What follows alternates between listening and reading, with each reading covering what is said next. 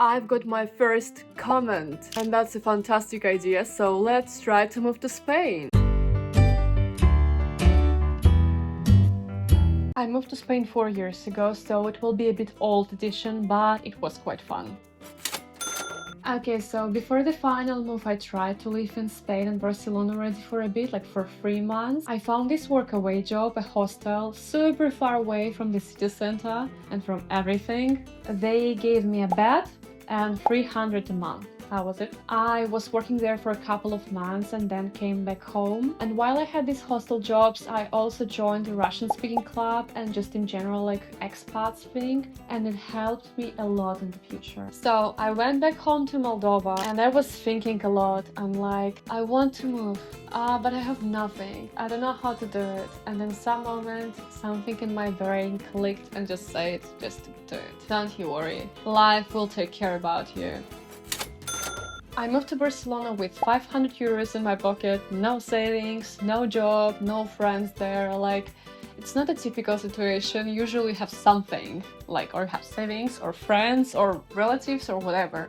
I had like 0 things. I'm just quite emotional. Probably that's why.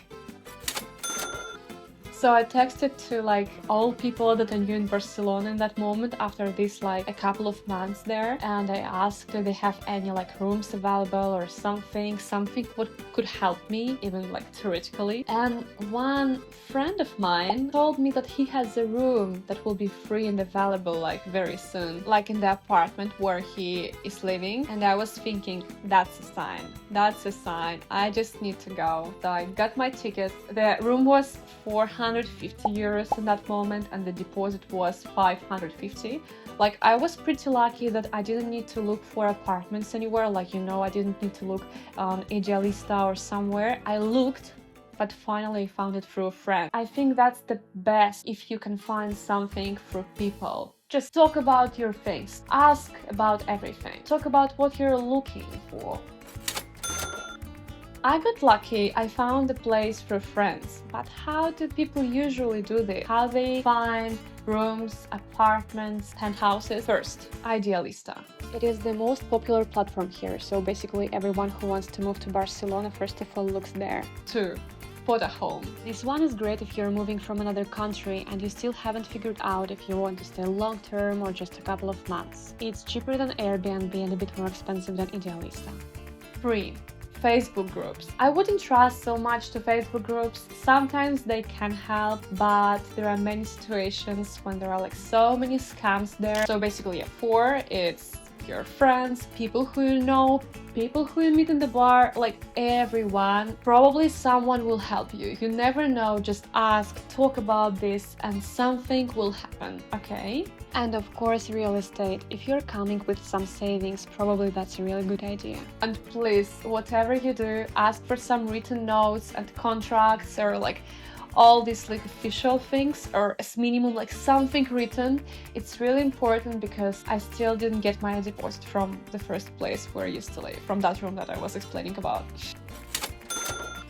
Okay, paperwork. That's the most interesting topic, I think. As I told you before, my situation was a bit like weird, and I'm not sure if you need to go the same path. My way is not perfect way, but I'm just gonna explain you. So in Spain there is this system that after 2 years of living you can apply for residency. It is called arraigo. There are different arraigos like arraigo social, arraigo de formación, different. The rules had changed a bit since I went through it.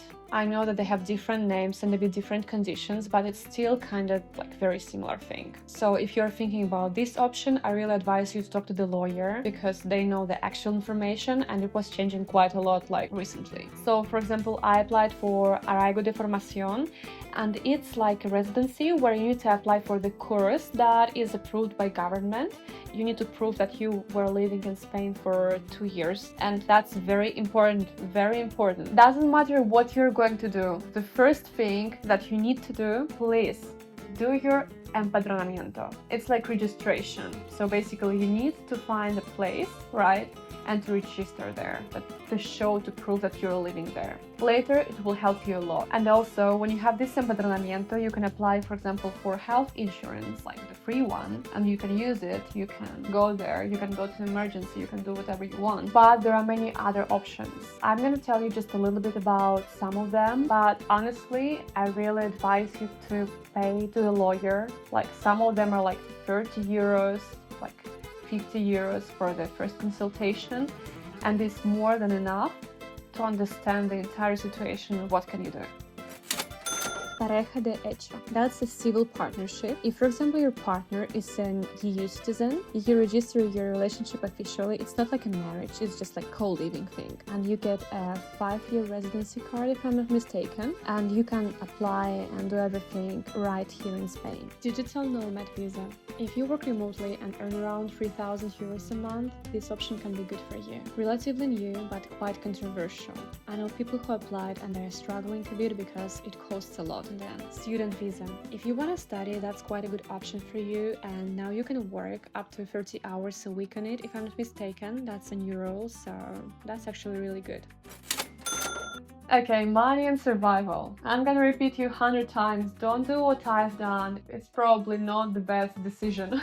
But when I moved, I had 500, probably 600 euros. And basically, I just gave it all for the apartment. The first month were interesting, if that's the right word. I was teaching Russian online at that moment, but I've only started by then, so my price was super low. It was a hard moment. I remember I was buying a tortilla in the supermarket. It was like 2.50 and I was eating it the entire day. I can't see tortilla right now. I was just, like making 4 portions, and 1 portion in the morning, 2 portions in the afternoon, 1 little portion in the evening.